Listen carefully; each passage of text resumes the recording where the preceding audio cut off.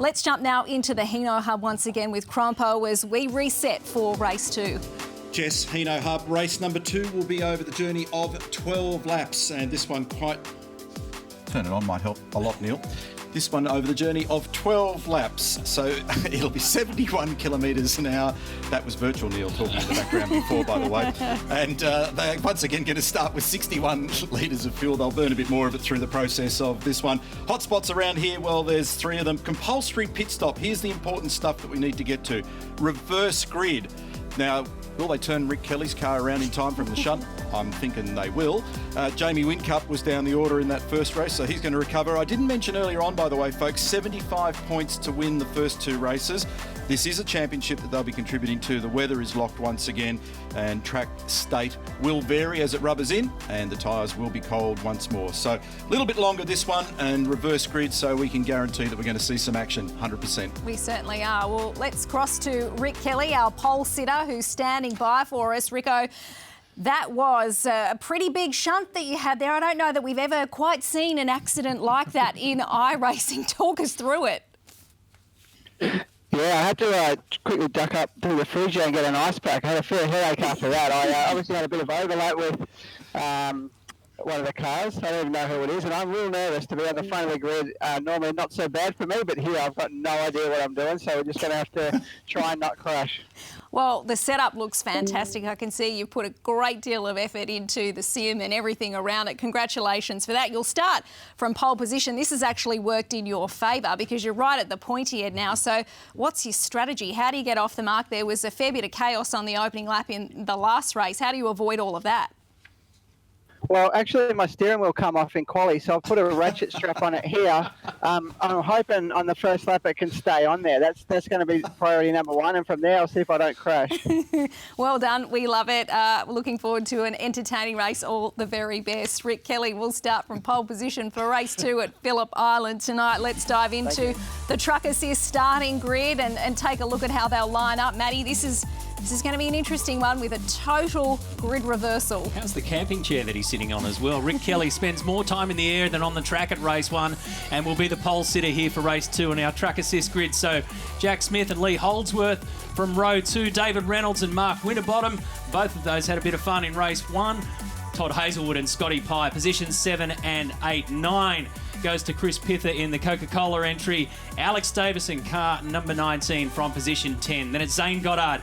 Jamie Whincup started at the rear of the field, so made up 12 spots in that race. He starts midfield again. MACAULEY Jones, Bryce Fullwood in 13 and 14. The Milwaukee racer Will Davison has Gary Jacobson alongside him.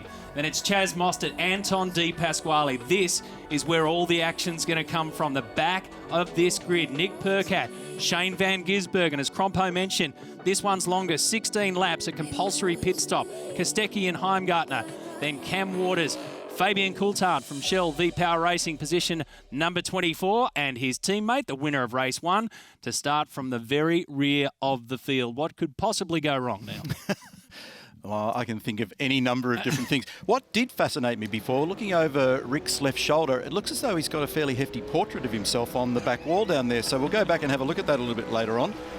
Alex Davison, local legends Holden Commodore, and he's driving for Team Sydney. 40 years of age, he's the oldest driver in the field. Todd Hazelwood, Brad Jones Racing, plus fitness entry. He's got the race suit on. You never know when your bedroom's going to burst into flames, so you can't be too careful. He's on top of that. Rick Kelly there. Look, now, is that or is that not a shot of himself in the background it's with the jacket Kramer. on? It's Come Kramer. on, everyone's telling me it's Kramer. We're supposed to play a game here a little bit and just enjoy the fact that it could be Rick over his left shoulder. Things happen fast in the virtual world, mate. You need answers very, very quickly.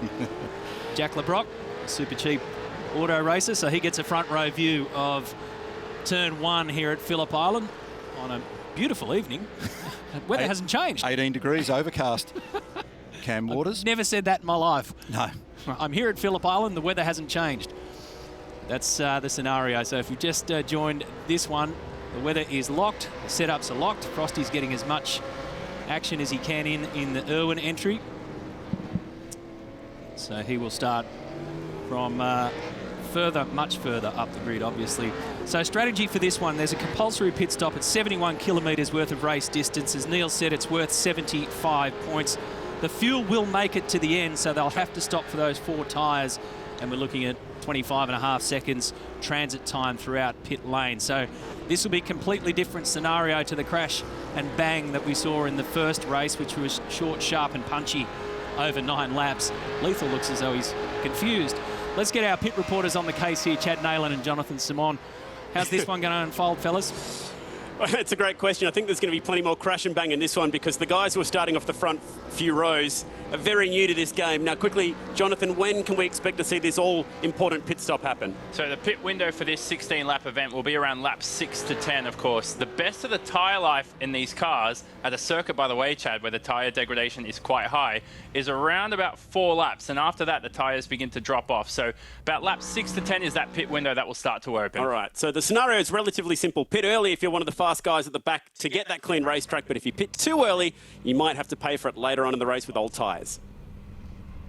And the other thing that you need to take into account is traffic effect, because it's exactly as it would be in reality. So if you get parked up underneath anybody, you might need to change the strategy so that you can get into the lane and try and clear who you're racing.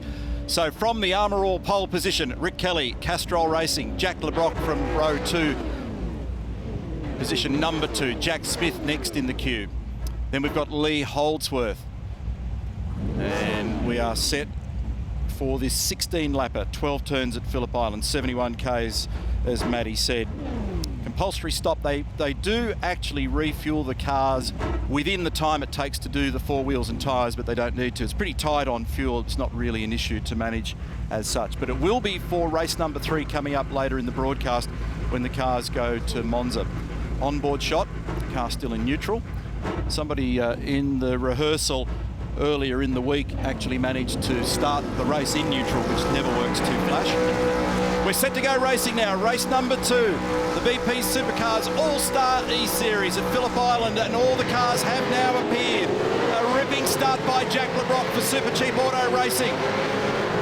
Andre Heimgartner right at the back of the field. Rick Kelly also getting a very good start. He's parked up on the outside though. That's an awkward place at turn 1, and big trouble and into the gravel and off at very high speed. That had trouble written all over it going into turn 1. They were 3 wide. Mark Winterbottom got an awkward early jump and then found himself in the middle of traffic. Some of those further back have speared off into the grass. So Jack LeBrock has the lead over David Reynolds. Turn 4 will be catastrophe for that mid-pack. They'll be all over each other. LeBrock's got a margin at the moment, so he wasn't attacked under brakes, but do the rest of them get through there cleanly without having virtual bits and pieces? A massive metallic cuddle going on down there in the mid-pack. People going every which way. So it's LeBrock, I think, from Reynolds, then Frosty, and here's Rick. So Rick's position 4. He's got Todd Hazelwood behind him. Would have been sweating there because he looked early on as though he may have found a little bit of trouble out of turn 4. Down towards MG, and Rick finds trouble down there at 10. It was always coming. You could just feel it. He's a magnet at the moment for it. So have a look at the sides of Lee Holdsworth's and Chaz Mostert's car. Truck Assist Mustang on the left, car number 5. Chaz Mostert for Mobile One and Appliances Online Racing. Huge side damage on those cars. Hazelwood on the outside here. They are 4 wide on the Gardner Straight in the run to turn 1. What could possibly go wrong down the bottom here? And look at this. You're looking around positions 11 and lower, and you've got genuine pace, including the last race winner of Scott McLaughlin in here, up to the Southern Loop. Who's in trouble? Who gets through? Andre Heimgartner, the Ned Mustang, car number 7. He's position 7 now. Will Davison's behind him. Scott McLaughlin, then the man you're riding with, the Red Bull Holden racer of Shane van Gisbergen, has a look on the outside. Todd Hazelwood actually just fired off under brakes on the run into turn 4. Trouble for Holdsworth once more, and Gizzy gets turned. So Will Davison grabs him. Gary Jacobson rips the rear wing off Shane van Gisbergen's car, and Rick Kelly in the Castrol Mustang trawling through turn 4. We need a stenographer to be able to track what's going on here. Jess is furiously riding those that are in trouble at the moment. So the whole rear end is missing off Gizzy's car. So left rear damage. It's about to get shorter in the wheelbase by about 2 metres. And Jack Smith just decided to virtually drive straight through car number 97. So this will untangle it for us. Todd Hazelwood first off on the left-hand side. Now there's contact there between Will Davison and was it Lee Holdsworth? Yeah, Lee Holdsworth, Will Davison, Shane Van Gisbergen, Gary Jacobson and Rick in the background. It looked as though Todd Hazelwood got out of shape all on his own in that process. So here's the replay. So Todd actually got away with all that. Going off on the approach of turn 4 probably helped him a little.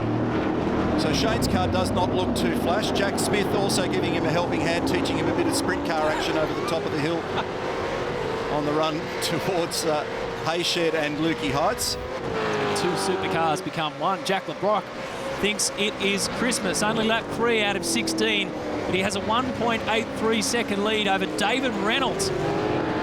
There's Jack LeBrock's super cheap auto bunker at home. Right, let's take a breath. Mark Winterbottom 3rd, Chaz Mostert 4th. Remember, he started way back.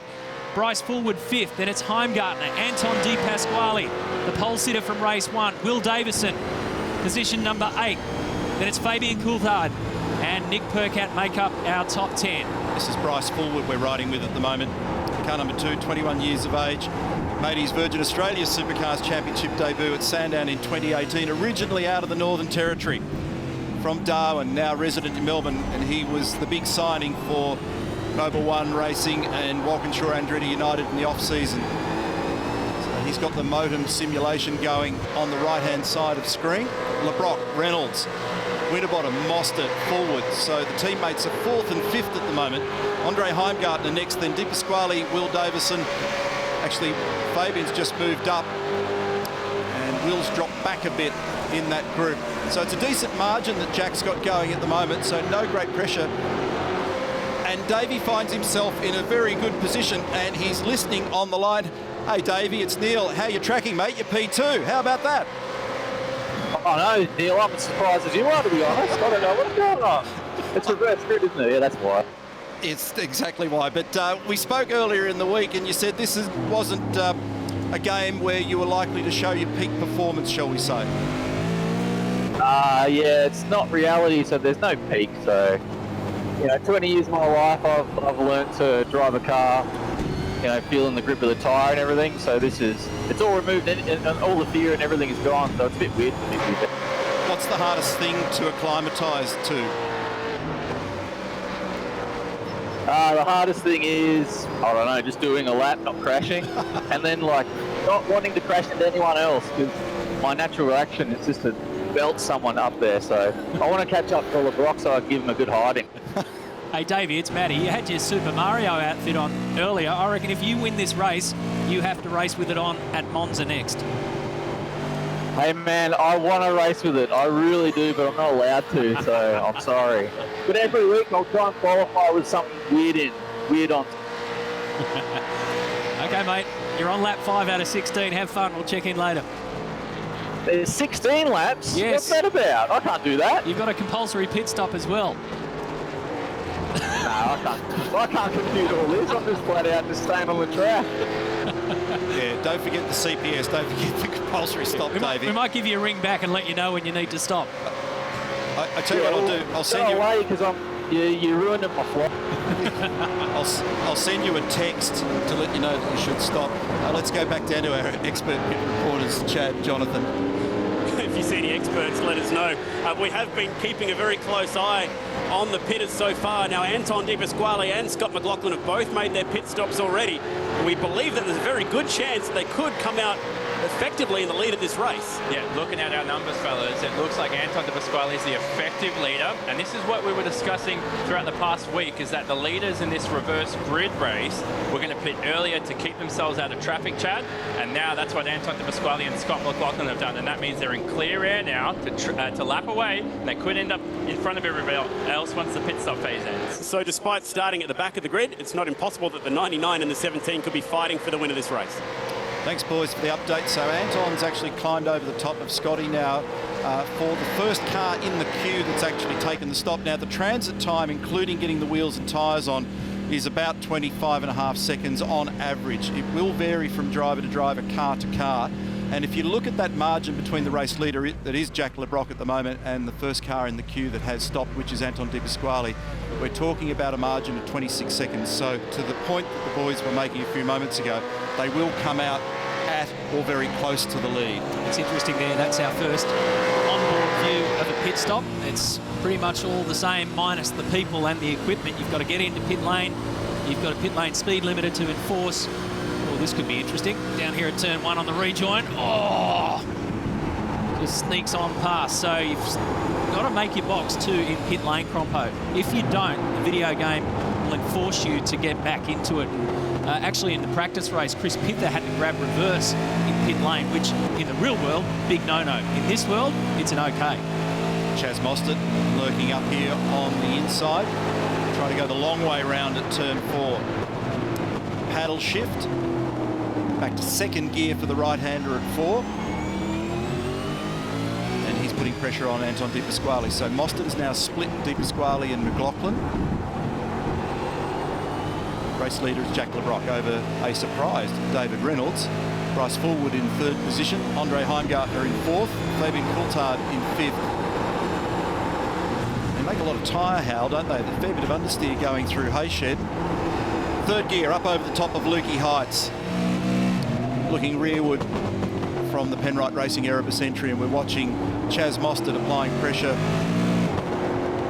He did a little bit of sim racing back in the day and then hasn't been so close to it in the recent past, but perched up there on the Gold Coast at the moment and working hard in the recent weeks to try and get the most out of his sim racing and e-racing game, and he's doing a pretty good job.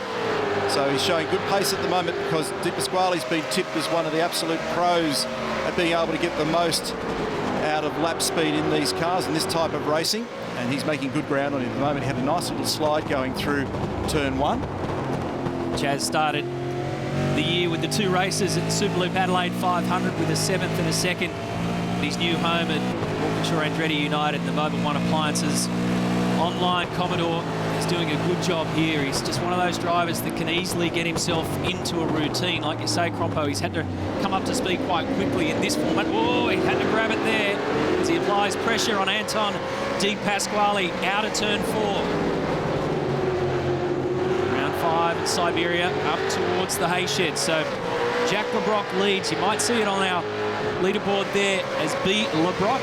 There's a couple of variances in there that the name's been taken on the iRacing, so he's had to put his name in as Jack B. LeBrock, and that's how it's come out on our graphics. You've got to get your head around a whole bunch of other stuff.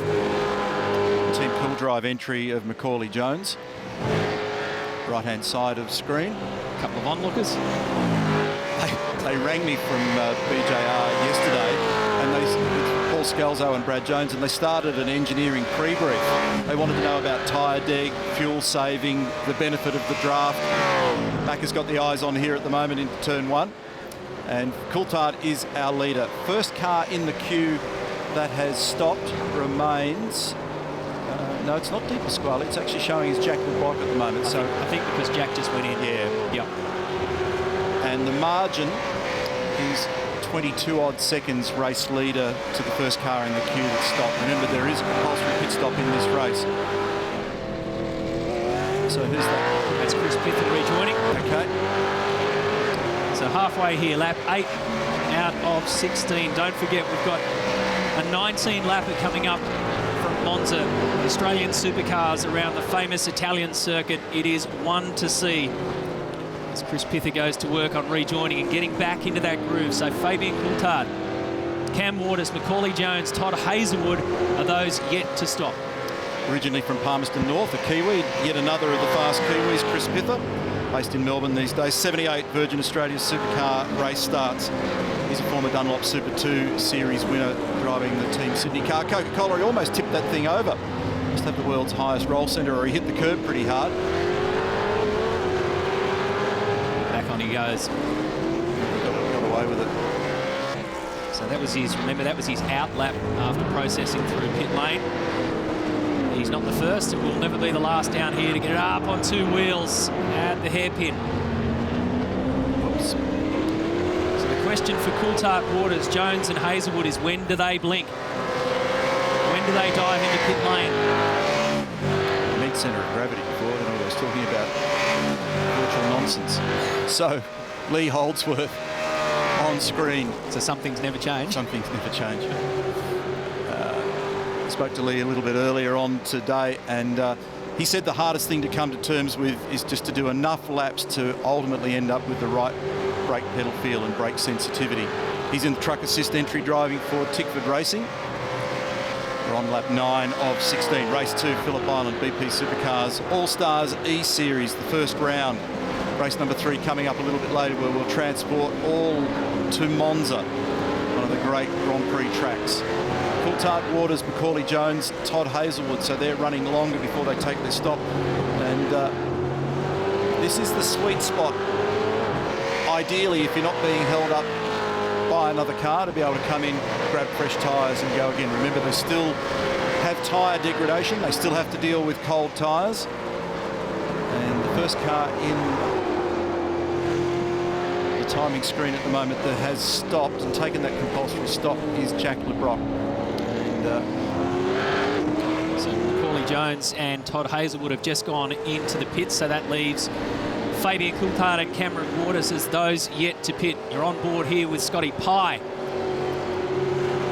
DeWalt Racing Team 18 Holden Commodore.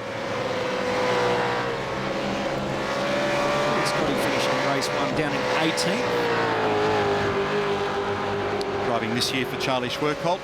Team change for him across the summer season. And Charlie put a huge effort physically, mentally, financially into raising the stakes for that team going into the 2020 season, taking it to a 2-car operation together with Mark Winterbottom in the Irwin Racing entry.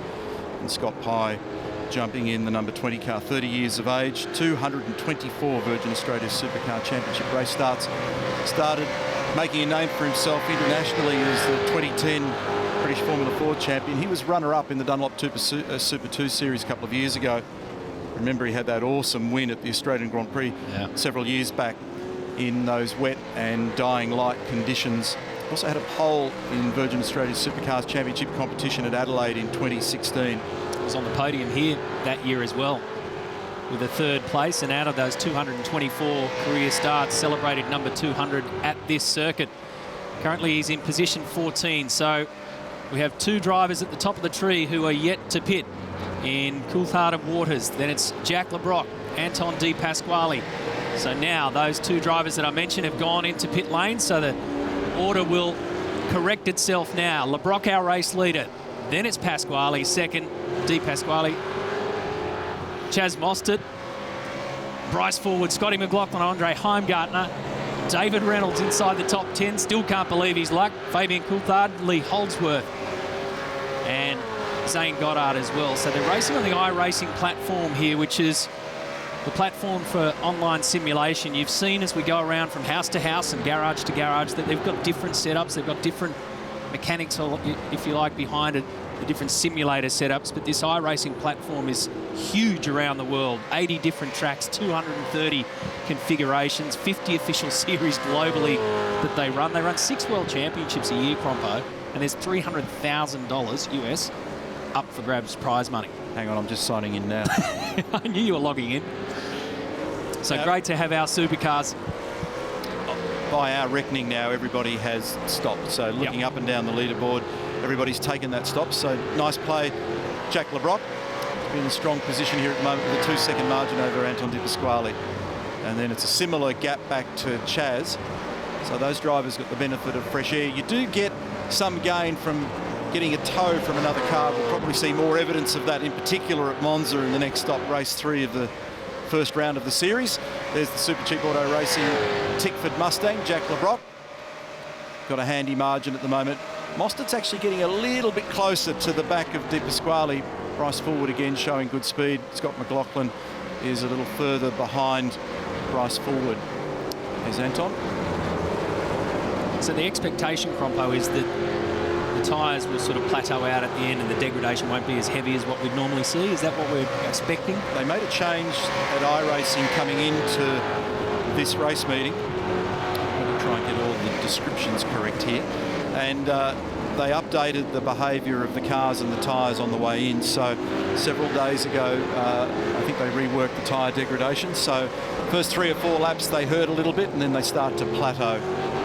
And it's still takes a considerable amount of skill to master the art, to be able to figure out just how hard you can lean on those tyres, just how much accelerator you can use, just how much fuel you burn, particularly when you get into a fuel race, is going to be critical for your standstill and refuel time. Lost it. Mobil One Appliances Online Racing for Walkinshaw Andretti United. He's in third position at the moment. He's come up a whole bunch of spots. Remember, they started out with a reverse grid configuration for this race. Every time I hear the onboard audio, I'm compelled to say there's a plug lead missing, because it sounds like they're on 7 cylinders, but they're not, because the lap speed still looks good. I speak with a virtual fork tongue. The virtual camera work is stunning. We're getting all the regular angles that you're used to in the Virgin Australia Supercars Championship as we zero in on position number 6 of Andre Heimgartner, the 20-year-old Kiwi. He's actually on the podium here at Phillip Island in the main game. On the Sunday race here last year, started the season with an 11th and a 10th, a little bit of a shimmy through the steering wheel around the loop. He raced his Formula One sim game earlier in the week. Albert Park qualified 15th, came home 16th in a wild race. Had a hell of a race with the former Formula One world champion Jenson Button, so cool performance for Andre. We'll jump down to Melbourne once more and catch up with Chad and Jonathan. Watching this really intriguing battle between Anton De Pasquale as he tries to reel in Jack Le Brocq at the moment. Last time by, Jonathan, he was half a second quicker, and this time by on this lap, he's a couple tenths up against. There's a chance we might be in for a last lap showdown. Exactly, and just as you were discussing, Matt Crompo, that these tyres are starting to plateau. So what that means now is that De Pasquale is going to be on the same level playing field as Jack Le Brocq come the end of the race. Also worth noting, a few of these drivers have their real-life engineers acting as spotter. So in the iRacing function, there is the ability to have someone essentially call the shots from wherever they might need to be. And for Scott McLaughlin, that's actually his real-life race engineer right now. It's pretty cool. Pretty cool. Yeah. So lifelike. I mean, it's amazing the imagery we're seeing. And at times, you just swear you're at Phillip Island watching our Supercars game, hearing our Supercars game, and feeling the passion. That's what it's all about. We're here for 10 rounds of the BP Supercars All-Stars E-Series. We're going to go to places like Silverstone and Barcelona, Spa, Nürburgring, Circuit of the Americas in Texas, where we've raced before, Daytona Speedway, can't wait for that, Talladega Speedway, we're going to get there as well. Oran Park, we're bringing back Oran Park, and of course Mount Panorama a couple of times. Out to Narellan we go, so that'll be cool. Have to dodge a few houses at the moment. Yes, it's a little more congested than it once was. We're also off to Road America to Elkhart Lake in Wisconsin, which is a gorgeous racetrack. And that was a nasty moment for Bryce Fullwood just at Siberia. It just twitched sideways as he carried the brake down to the late apex on that corner. And he's got Scott McLaughlin with his race face well and truly on as they run through the right-hander at Hayshed. Sounded in the background like he didn't quite get through there flat. So those tyres have dropped off in grip, and maybe he doesn't quite have the balance to get through there flat. Closes up a little under brakes through the right-hander. So Jack Le Brocq at the lead of this race is going to have a handful of Anton De Pasquale all over him in a second, because he's just 8 tenths back. Then it's Chaz Mostert, Bryce Fullwood. And you can see out the front of the Shell V-Power racer of the man you're riding with down Gardner Straight here, Scott McLaughlin, who carried great speed through the final corner. So he made a couple of kilometres an hour in the mid-corner, and you can see the effect that that has at the end of the straight, precisely as it is in the Virgin Australia Supercars Championship. So now sweat's all over the back of him. Tries to get the crisscross going, and Bryce having none of it. So sometimes drivers will just sit the car up a little bit higher with that double apex left-hander at turn 2, through the southern loop, flat through turn 3. It's a gorgeous corner. And the right-hander at turn 4, second gear. Fullwood uses a bit more curb than McLaughlin, up to third gear.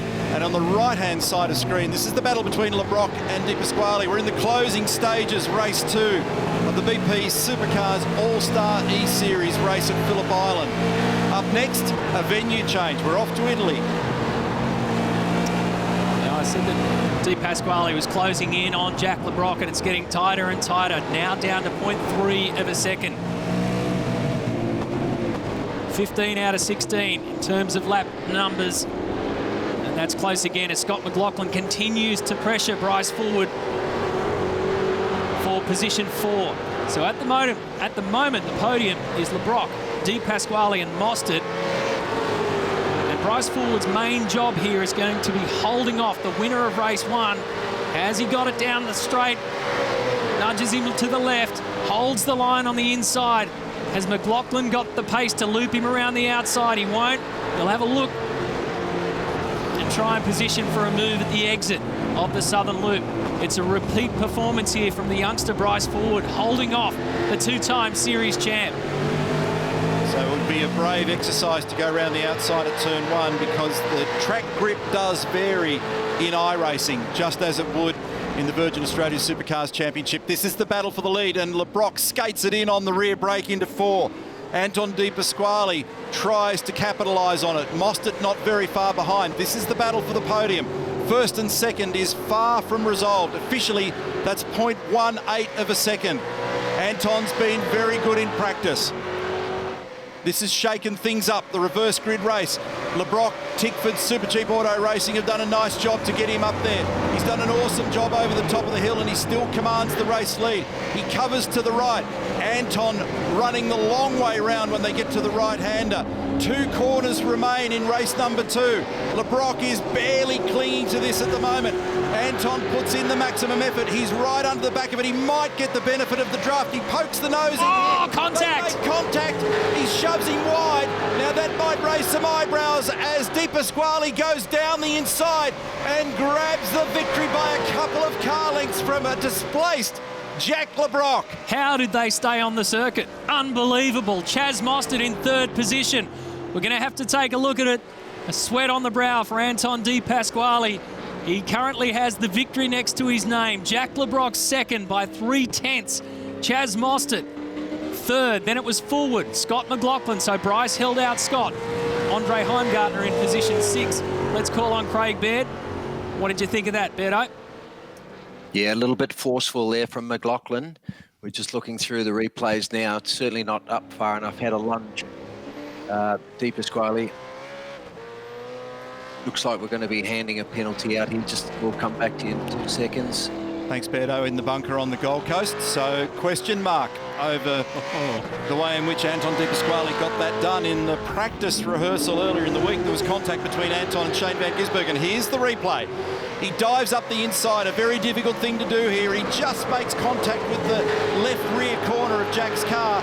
LeBrock was lucky to save it because under any circumstance with the back of the car so light and that part of the racetrack so easy to spin, and Mostert nearly climbed over Jack to get 2nd place there in the end.